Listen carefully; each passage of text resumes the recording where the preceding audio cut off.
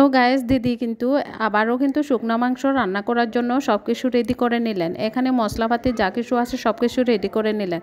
তো গাইস এখানেও কিন্তু রসুন পেঁয়াজ সব কিছু, আসলে দিদির রান্নাগুলো এত অসাধারণ বলার বাহিরে। তো হচ্ছেন যে উনি কিন্তু দেখেন উনি কিভাবে রান্না করেন। তো গাইস আসলে ওনার ভিডিওটা আমি আপনাদের সাথে শেয়ার করলাম।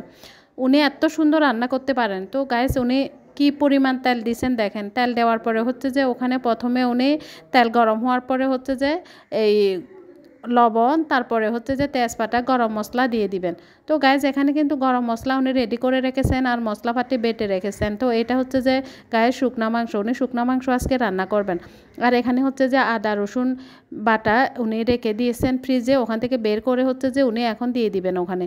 তো গাইজ আসলে উনি ব্লেন্ডার করে রেখেছিলেন। তো উনি হচ্ছে যে প্রথমে তেলের উপরে লবণ দিয়ে দিচ্ছেন।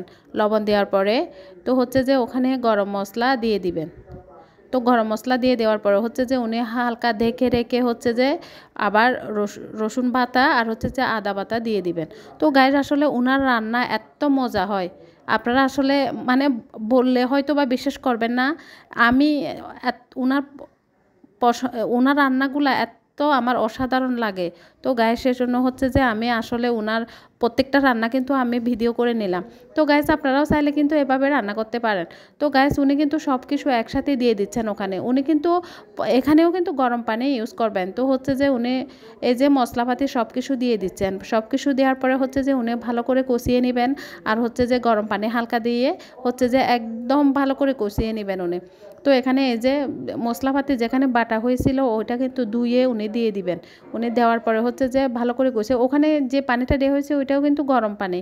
তো গরম পানি দেওয়ার পরে হচ্ছে যে উনি ভালো করে ধুয়ে ওখানে দিয়ে দেওয়ার পরে হচ্ছে যে উনি ভালো করে কষিয়ে নেবেন। মশলাপাতি কষিয়ে নেওয়ার পরে হচ্ছে যে পরে যে মাংসটা কুটে রাখা হয়েছিল এই কাটা মাংসটা হচ্ছে যে উনি ওখানে দিয়ে দিবেন। দেওয়ার পরে হচ্ছে যে উনি আবারও ভালোভাবে কষিয়ে নেবেন। এই যে গাইস উনি দিয়ে দিচ্ছেন শুকনা মাংস, যে মাংসটা রান্না করা হচ্ছে। তো ওইটা হচ্ছে যে উনি মশলাপাতি কষানোর উপরে উনি দিয়ে দিলেন। দেওয়ার পরে হচ্ছে যে উনি আবারও ভালোভাবে কষিয়ে নেবেন।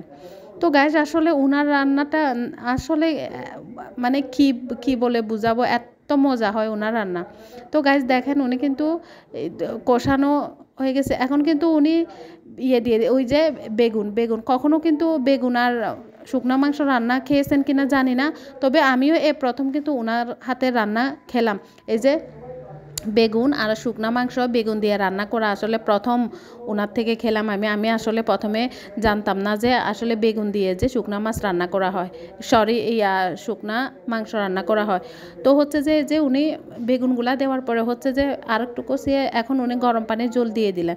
ঝোল দেওয়ার পরে হচ্ছে যে উনি আবারও কিন্তু ভালোভাবে কষিয়ে তারপরে হচ্ছে যে এই যে আমাদের পাহাড়িদের ধনিয়া পাতা, এটা হচ্ছে যে পাহাড়িদের ধনিয়া পাতা আমরা বলে থাকি ফুজি। তো হচ্ছে যে এই যে গাইস এত সুন্দর রান্না হয়েছে আর মজাও কিন্তু কম না।